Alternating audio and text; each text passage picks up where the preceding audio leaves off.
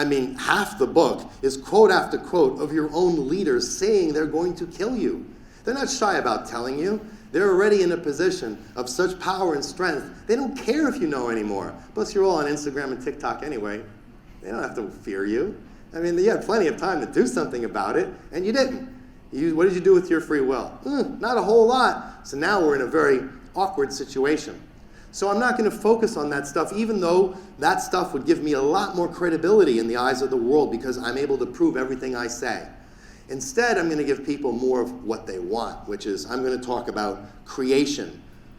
All the extraterrestrial groups, where did they come from? How did they make you? What were the intergalactic conflicts that made this a reality?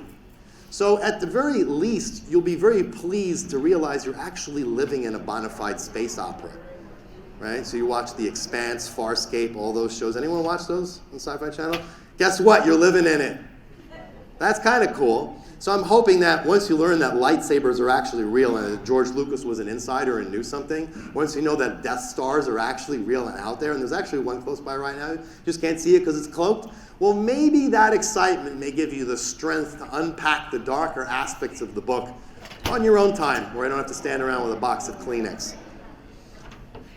Another issue is that planet Nibiru, which is otherwise known as Planet X, it's already here, as I mentioned. Too bad for all of us, it's an Anunnaki Death Star. It's not what people think it is.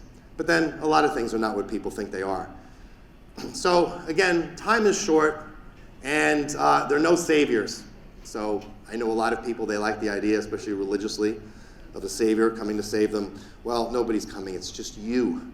It's you and your free will. And what are you going to do with the free will that you do have? Because even though your free will was compromised to a certain degree by design, you still have enough free will to make decisions and to be held responsible.